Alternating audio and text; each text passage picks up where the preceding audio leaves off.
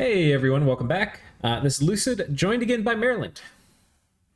Good morning, everybody. Yes.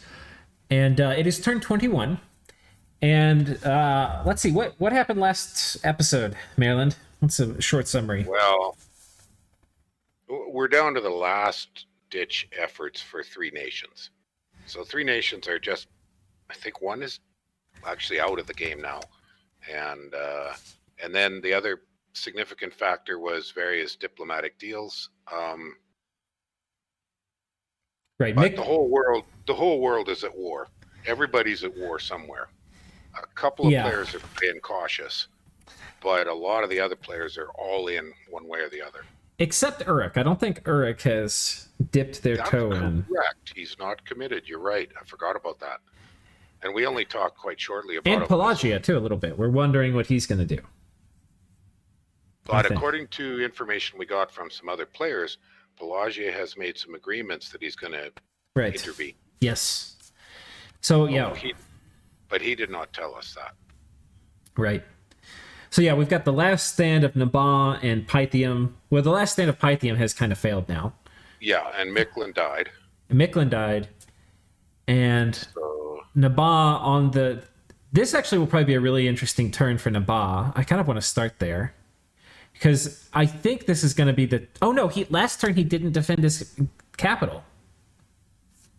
Let's see what he says. I'm wondering if he sends us a message. Okay, I think my best bet to deal as much damage is to fight those giants in a narrow space and spam evocations on them instead of in the open field. Okay, so he's going to wait for the storm. Right, and that was... We were really wondering why he didn't try to defend his PD dump on his cap. And this is why. Because he wants to have those troops clog up the gate while he shoots evocations at the Anakites. Yeah. And that was a lot of PD, but... So I guess the proof will be in the pudding here. Did he make the right guess? Or the right decision? Because it's not a guess. He's just... It doesn't sound like he went and did anything crazy, like a whole pile of testing. And yeah. Which I did a lot of in Tournament 13. Yeah. Didn't save me, but... Yeah, and I mean, his position's so bad now that there's no number of reversals that will save him. No. You can live with just your cap if you maintain a large army. But once your army has been mostly beaten back, saving your cap doesn't exactly matter that much. So here's an interesting thing. Hinnom has moved on to his capital, but Arco, or Agartha, is now there.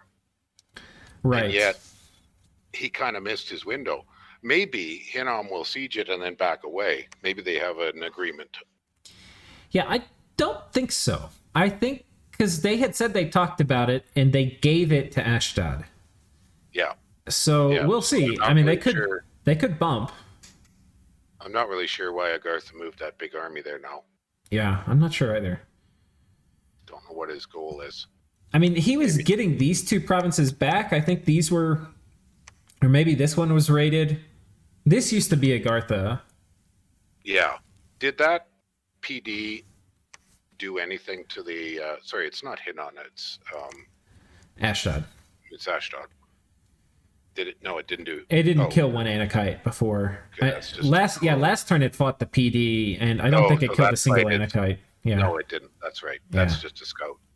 So he's just checking the script. And is there anything funky that Ashdod has set up there? I don't think so. Now, the good thing for Ashdod is these giants siege pretty well. So it's about 5 per dude, and there's about 60 dudes, so he's at about probably like 300 siege strength. Yeah, he's going to crack it pretty quick. Yeah, because these forts in the late age are just taxing to take down early. It's not cracked yet. Right. But... It'll probably be 1 or 2 more turns. Probably 2. And he's got this. Yeah, things are starting to look okay for Ashdod. Okay, so that's Naba. We'll come back up here to Vanheim. Not a lot to say there. Vanheim, time for an update. This is Kris Lighthawk. I will issue attack orders on Bandar on the turn you're receiving this. It remains to be seen how much there is to grab since Jotun and Ulm are attacking him. Unfortunately, it seems like Jotun is going for the Throne of Life. Really annoying. I wanted that. People really want that growth throne. In's growing army, still on my border, is a bit concerning, but surely he can find better targets than me, especially with us now having a nap. Well, I think Ind also, his army is in his forts.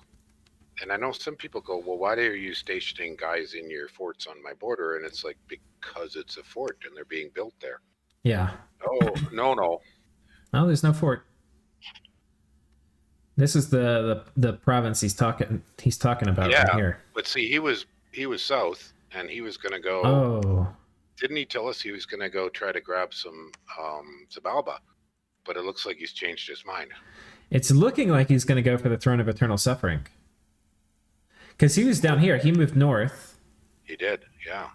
And that means he's either going to attack this or attack Agartha here. What else did Van say in the messages? Anything? He just said he's getting ready to attack Bandar, and he's hoping there's some spoils left for him. Which it looks like there will be. We don't have a message from Bandar, but I guess we can go and look at them. And this is, of course, one of the big theaters of war. This fort, palisade has finished. And Jotunheim sent an army on top. He raided here with a few dudes. That's pretty good timing for Jotun. Yeah. Instead of wrecking the fort, he gets an empty fort. Yeah. Where are Bandar's tigers? I mean, he had that moderate army of tigers. Here is the God of Ulm with boots of flying, charcoal shield, mace of eruption, some armor. That's solid. Yeah. It's okay. Earth power, iron skin, air shield. Oh, 19. Well, okay, but... Which is not enough for Soul Slay, but this is going to be enough on this chassis for Mind Burn. But he probably doesn't even have Soul Slay yet. Right. And that's that. Yeah. I mean, this is very scary. Mm-hmm. That's going to be very hard to deal with. And it looks like he had it on attack rear to potentially snipe Magi at the back. I'm thinking that it could be that Bandar's tigers, because he left them up in that farm, are now stuck inside that northern fort, which won't do him much good. Could be. He started, I don't know if he got all of them back, but he started pulling some of them back. I don't see them. Here's some right here in this squad. Okay. Is this all of them? I think this is all of them. This is 18. Yeah. No, that's probably all of them. Okay, he got them back. Good. And he's got a fair amount of elephants now, which is what you and I were saying is if he can get them buffed, it would be a lot better. Well, and this is just a little PD, so. But we can see what he's got. He's basically got 2 flanking forces with some bows in the middle. And notice that the PD is not shooting at the Pangaea. Yeah. Isn't that the funniest thing? Oh, that is funny. You know, the other thing is he's got these guys in the same squad, and I think that's so that the very nice morale of the Tiger Riders buffs up the poor morale of the elephants. Yeah, that's usually a popular move. Yeah. Is to put in some higher morale guys in. The only trouble is the elephants will HP rout the lions because they'll die immediately. Yeah, and then the elephants will come running back over top of your own dudes, but that's always the problem with elephants. I'm not an expert with elephants. I don't use them very often. There's a good article on doing a good job with elephants on the wiki. If somebody is really interested in getting elephants working. That's cool. I don't think I've seen that. I don't remember who wrote it, but yeah, it's in it's in the basic expansion. There's a subsection on, the specifics of expanding with tramplers. Cool. Yeah, and it's quite well done. I did a little proofreading of it and had a few comments, but awesome. This move by Bandar is actually. Let me make sure we don't have anything from Ulm. We have one from Jotunheim. I should probably read, but this is a very interesting move from Bandar because this army from Ulm is now trapped on this fort. Yeah, and this army is strong enough to kill this army. It's not a very big one. Yeah. So the problem, though, is Ulm has moved this force back on top of this fort. And it's cracked. And it's cracked. And I don't know, especially having this god here, because if they storm and the god moves here on top of the fort, having this god get buffed up and then do fly, because it's flying, go attack the back line, will probably be a massive distraction for all the Bandar forces. Yeah. I think, you were talking about greed. So this attack by Ulm is pretty greedy in that he's basically blocked everybody else off, except a little bit of Jotun. Like pushing so far, and it's an interesting decision because he could end up. Right now, it's looking like he's going to get more than half of everything Bandar had. Yeah, but I mean, I think he needs it. This is his first war. This is Jotun's third war. I mean, he needs to get most of Bandar, I think. It would be great. Yeah. I think it's the right choice for him. But yeah, it could strain diplomacy. I mean, there's still it looks like there's gonna be a fair amount for Vanheim. It's looking like Vanheim will probably get all of this. Which 4 provinces, including one nice farmland, is really good. Yeah, and so Bandar is not long for the world. Right. But, he's getting it from 3 directions. No sign of Vanarus trying to jump in. Yeah. And he's got... Vanarus is busy with... I mean, we've talked about them, but they've got problems of their own. Mm-hmm.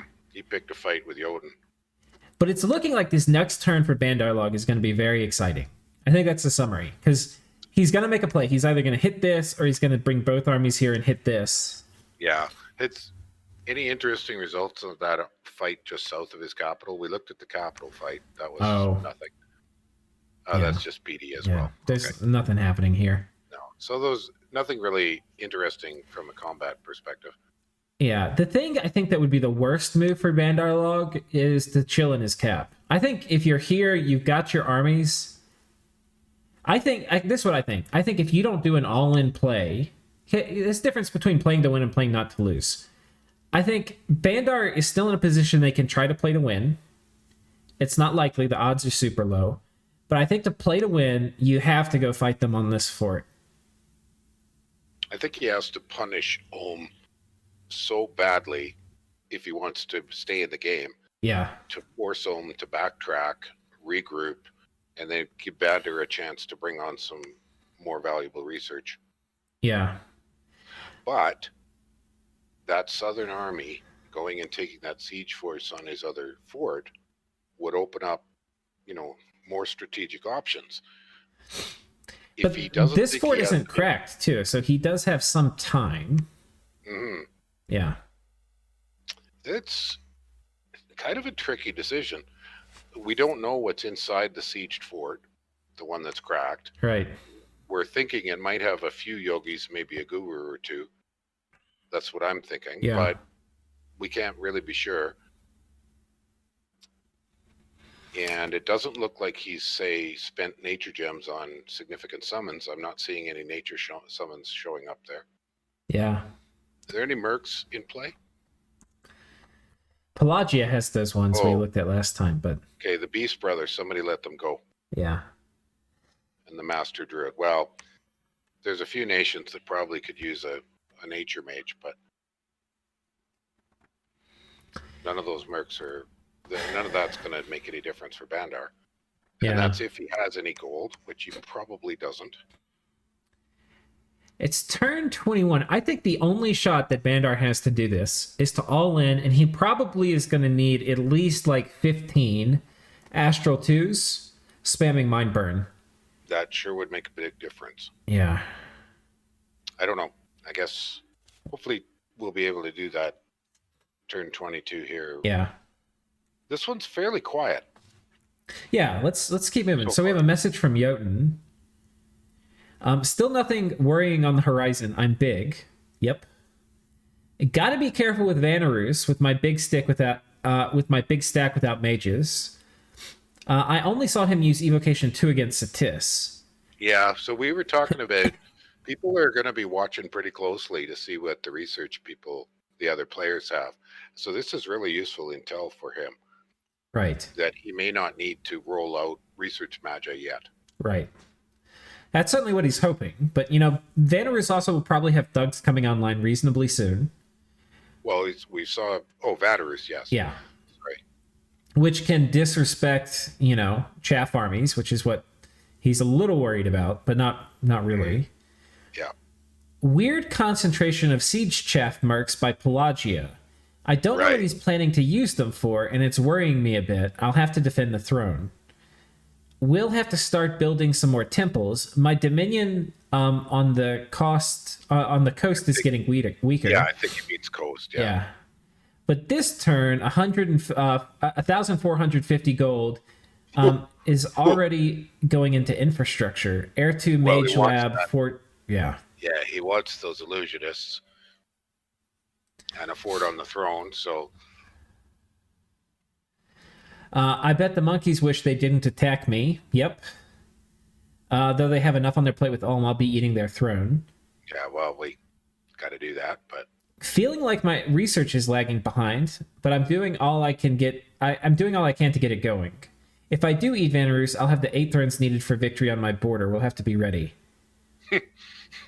Well, if he eats Vanarus, yeah, there's going to be a coalition.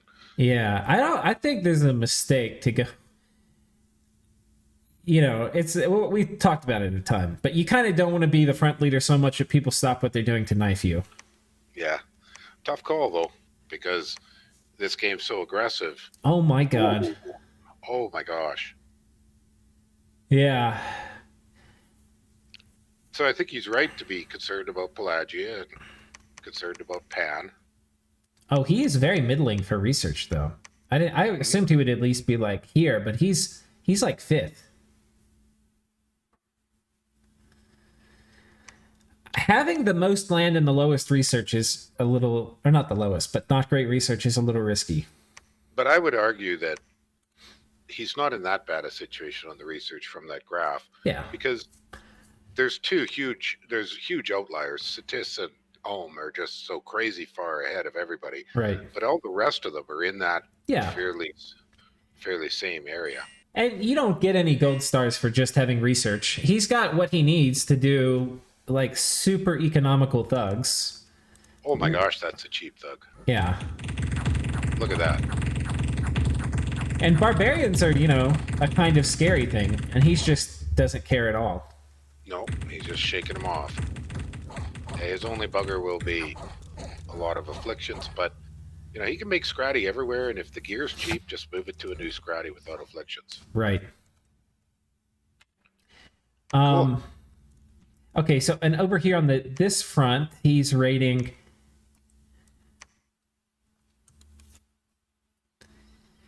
Well, it looks like Vanarus pushed something off that fort.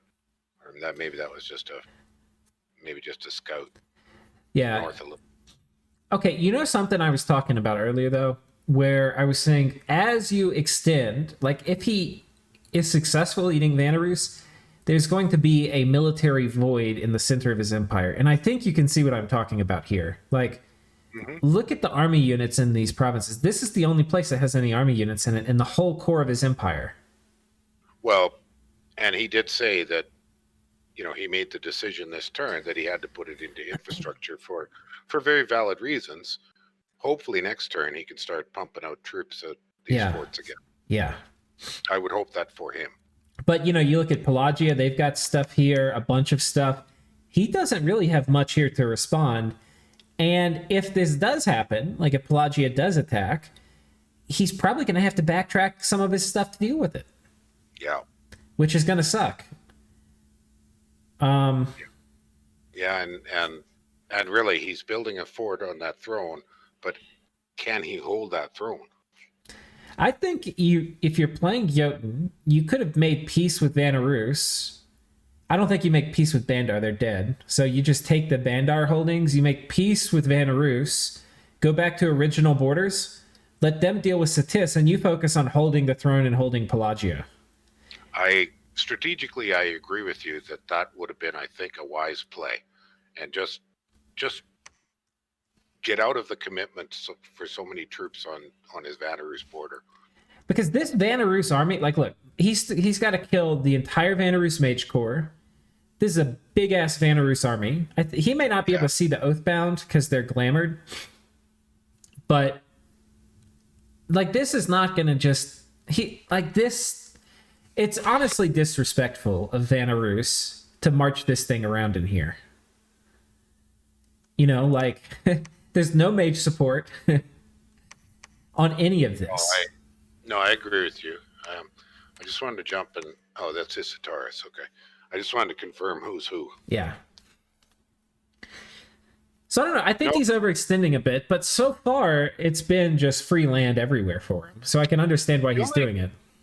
But the only thing we might not be taking into account is that I think all these guys have snow move. Yeah. And that whole area is cold. So they should be able to pull back instantly quite a ways. Oh, I was going to only 12 though. Yeah, and they don't. I was checking if they had forest survival. They don't. I think the Vetis do. But yeah. No, he wouldn't be able to pull back to defend that throne instantly. Yeah. With looks like he's got a thug or something there in the throne. If the PD with that scratty thug isn't enough to hold off this big wad of Pelagian chaff, well, not all of it's chaff. Those are trolls. So he could lose that throne and that fort. Right. That would be costly. So, but maybe he's got serious diplomacy play going on that we don't know about. He didn't hint that, but. Well, I mean, he hinted the opposite. He said he doesn't know what all this Pelagia stuff is. Like, literally everything Pelagia has ever made is on his border. Yes. Yeah. So. The play is pretty obvious. Yeah. That's serious telegraphing. Yeah. So we'll see. Okay, so that's Jotunheim. Ashdod we've looked at. Okay, well that was anticlimactic. Yep. More luck events his turn, 800 gold and an amulet of the fish. An amulet of the fish. Well, there you go. Yeah. A useful thing if you need it. Yeah, bishop fish if you can get a pond. Yeah. Okay, and I think we've looked at Ashdod already, didn't we? Yeah, we basically kind of. There wasn't much to say. Yeah. From did we have? Yeah, I guess we did it right away. Yeah. Oh, we did Naba right away. And Nap 3 with Uruk, going for level 3 throne now. Okay, so that's the yeah, and that's a scary ass throne. He probably has shock resistance in his bless, so those Springhawks that were there, he'll probably be able to deal with. Okay. But I don't know. It was a scary looking throne just from the look at it, but he might be well equipped for it. Got key research and infrastructure mostly done. Early nations are over their prime and some overextended. Looking for the punish. Probably east. So east is... or end. East is into Jotun. Isn't it? Yeah. Oh, no, into Vanheim. But he has a nap. Or Xibalba. I don't know. They have a nap. These guys do. Oh, interesting thing to note. We saw a big army in the water for Xibalba, which was quite a threat to the underbelly of Ind. Right. It's gone. Yes. I also don't agree that I don't think Vanheim's overextended at all. Vanheim's not overextended. Yeah. Because being overextended has a couple components. Like, one of them is having, like, low density of army per, like, having a low amount of army per province, right? So the bigger you get, you don't increase armies at a proportional rate, you can get overextended in that way. But the other major component of being overextended is map move. If you're a highly mobile nation, like you have Sacred Cav, it's a lot harder to get overextended because you can compensate. That was the point you were making with Jotunheim a bit. Whether or not he can leverage the snow move. Right. But those guys aren't very quick. And the slowest nation in this game is Agartha. Right. You know, Agartha plods along. So if Agartha doesn't mean Team Garrison's sort of one province away from hotspots. He's in a bad situation. Yeah. But Pan is mobile and stealthy. Vanheim is mobile and stealthy. Ind arguably is overextended. If Satis turned around, or if Uruk, but he just said he that was him. It just said he made an agreement with Uruk. Did we miss this throne? No, I remember seeing this. We saw him conquer this? Pretty sure. No, we didn't. Okay, guys, we have to backtrack. We didn't cover that. I think we've been so used to just saying Uruk sitting at home. Uruk sitting at home, we completely missed it. This must have happened last turn. Okay, just take a quick look back. Yeah, there it is. Okay, guys. We did not watch this. We did not watch this. No, you're right. Oh, this is the one where he said he wanted to try to make sure the gems were gone. Yeah. But I think, and we still don't really have that answer on which throne defenders regenerate their gems. I don't think he was gem baiting this though. 1 second. He didn't. But he was going to. Was he the one that was going to do rain? Oh no, that was Xibalba.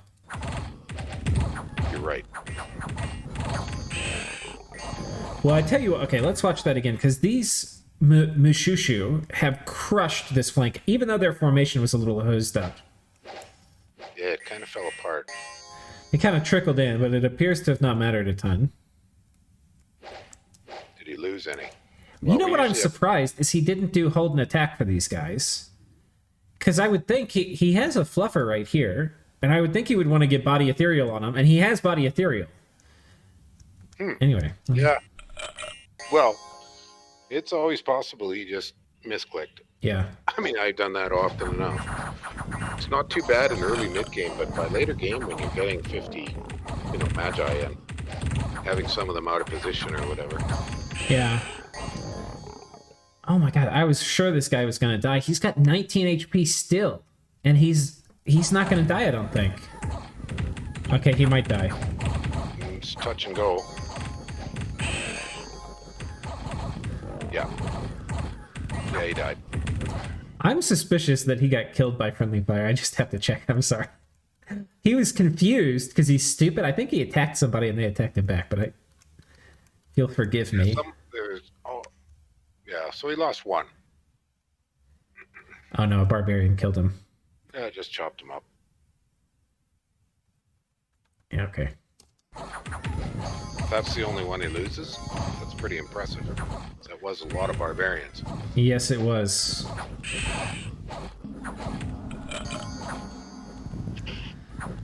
All right. Oh, hello. And some of them were way in the back line. Barbarians running right, left, and center.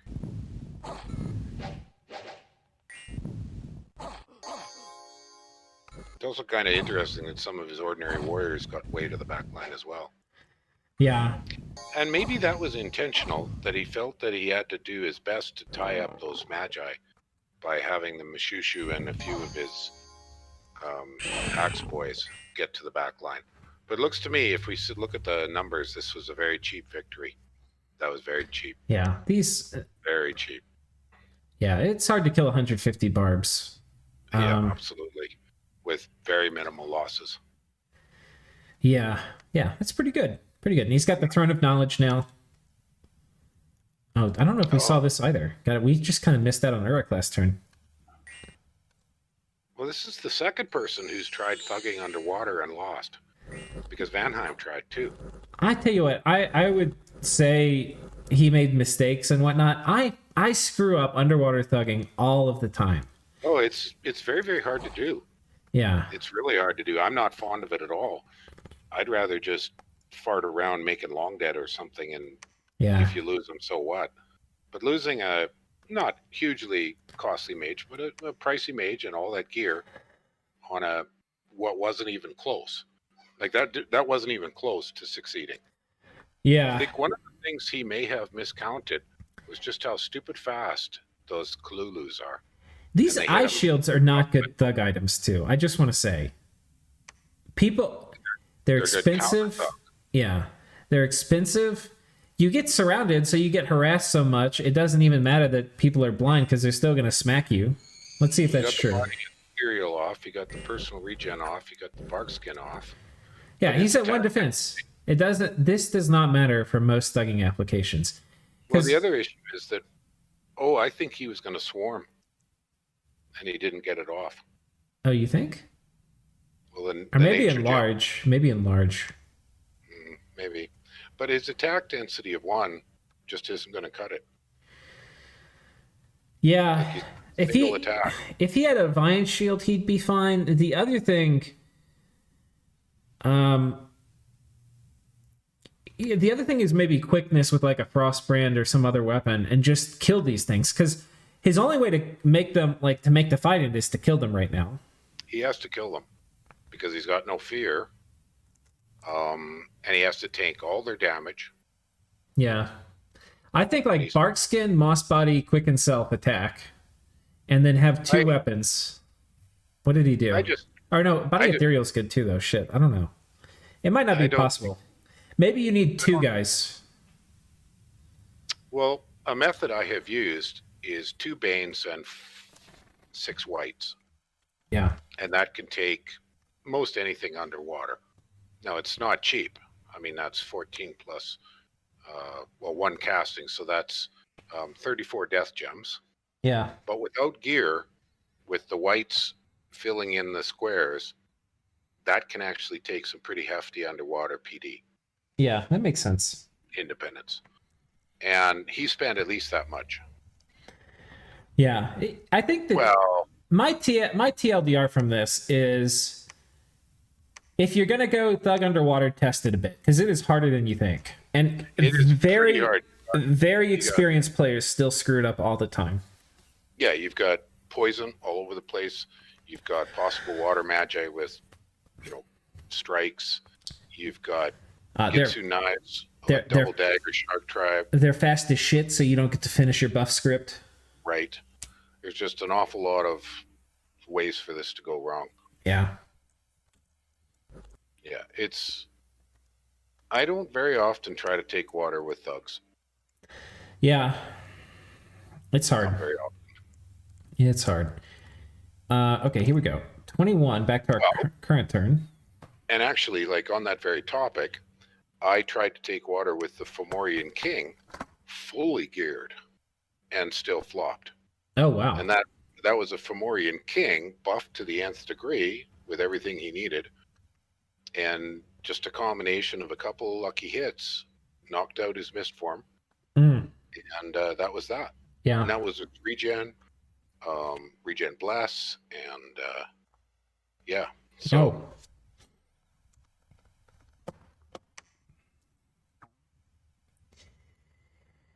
if I remember right, that was also just against fishmen, with nets, but there was just too many of them. Yeah.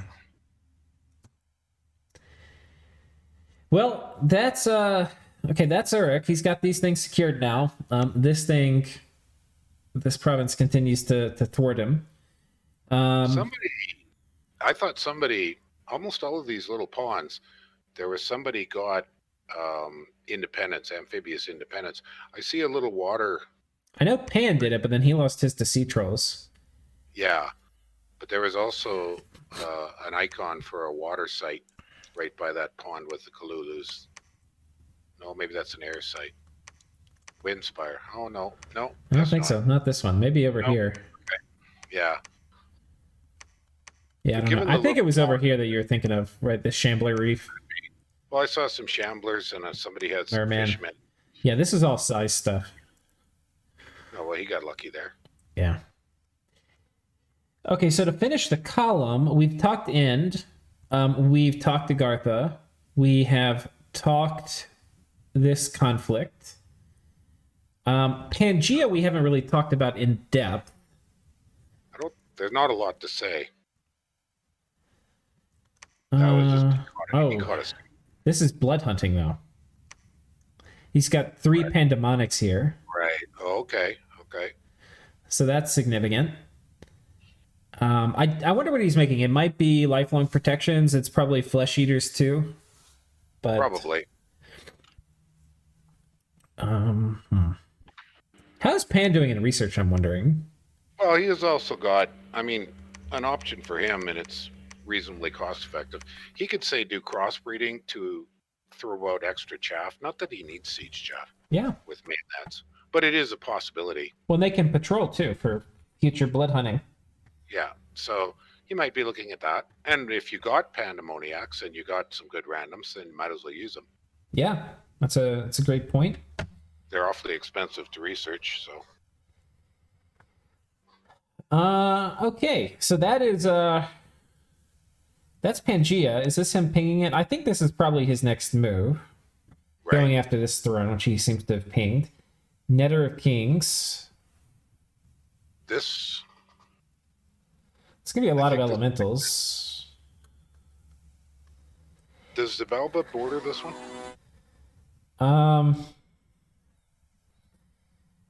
They don't. This is Agartha. Okay. I think either of them can take it. This is, on one hand, this is going to be a little annoying to like a small group of centaurs. But if he sends like 80 white centaur, nothing's really going to matter here. It'll all die in like 6 turns. He can also burn off a whole pile of maenads. Yeah. And at this point in time, he doesn't really mind. True. I mean, that's a big stack just north of that of miscellaneous whatevers. But yeah, if he gets these 3 thrones, he's going to be real happy. Yeah. Boy, yeah. Pelagia, we've talked about some. He's got guys here on the border. And be very curious to see what move he makes. Yep. Well, we know what it's going to be. We don't know how it's going to be, though. This is good as sending us a message saying I'm about to attack Jotunheim. Well, and he had no choice because the mercs he hired are land mercs. That's his only land province. Right. So he can't even buy them somewhere else and then sneak them up, not be so blatant. Right. He just didn't have a choice of where to buy them. Yeah. And this now, so moving up to Satis, this fort from Vanarus is now, you remember he had cold feet, he moved his army off? Yeah. No cold feet anymore, because Jotunheim's isolated the Vanarus army into the Vanarus cap. Jotun cut him off. Yeah. Jotun cut off Sati. Sati's I'm going to go eat Vanarus is kind of dead in the water. Right. And this is kind of a weird love triangle now, because Satis is attacking Vanarus, Jotunheim is attacking Vanarus, but if Satis is going to continue, he's got to attack Jotunheim, so then it'll be they're all 3 at war with each other. Unless he just buys it. Yeah. I mean, if I was Jotun and Satis said, hey, I'm willing to pay you a bit, maybe help you out with Pelagia if you let me have 1 or 2 more provinces. Yeah. Seems a sensible diplomatic choice. Yeah, these 3 people where they're all fighting each other, it's not really a very stable diplomatic configuration. Normally, it will work itself out into a 2v1 or a 1v1. Yeah, it can end quickly. At any moment. Yeah. Well, one of my other games, I mean, I canceled 2 NAPs, and both of those players just simply said, here's 3 provinces, please don't bug me. Right. So I got lossless gains. Yeah, hard to say no to that. And the other part of that is that nobody outside of that 2-person agreement knew that I wasn't at war with them, because they could see I've moved in. I don't press much farther, but for all they know, I just pushed a bit. Right. So it doesn't sort of leave, it doesn't, you keep your options open diplomatically. Yeah. Because I did a public cancellation of my NAPs. I'm kind of fond of those. They have a bit of a double benefit. One, you just make it blatantly sure to everybody that, you're playing fair. Sure. But the second one is it also kind of tells other people, hey, I'm kind of busy. Don't worry about me. I'm not going to be bugging you. Yeah, that's true. Which can also be a blessing and a curse, because they might say, oh, well, I should go backstab them now. Yeah. Except that if you didn't actually, you just canceled the NAP, but you didn't actually commit to anything war-wise. Yeah, you're ready to defend yourself. Yeah. Okay, so that's Satis. Ulm, we have talked about. We saw their god. I think we're done. I think we're done. All right. Just take a quick look at the messages in the combats sheet. I was just thinking, any of those very interesting? Nothing really. Like, was there any stack wipes or big fights? Yeah, I don't think we missed anything important. No. Oh, somebody got a mace. We got a mace. Yeah, let's check. Oh, isn't that exciting? Yes. Oh, we can thug up somebody. Monolith's time to roll out. I think it's pretty funny. I think it's actually impossible for us to interact with the map because we're physically cut off. We don't actually connect. Yeah, well, you could gateway. No, but like we don't even connect. So there's no like the distance to any province is infinite. Oh, right. Okay. Yeah. Okay. So. Oh, yeah. Yeah. I just saw that mace when you were flipping through it. I thought, well, that's kind of funny. Who got a mace? And then I thought, we did. Yeah. Unfortunately, we have no hands, so it will forever remain in our. Oh. OP. We have done something. That's funny. Okay. All right. Yeah. Thank you, guys. I will see you all next time. And thank you again, Marilyn, for joining me. You're most welcome. All right. Bye.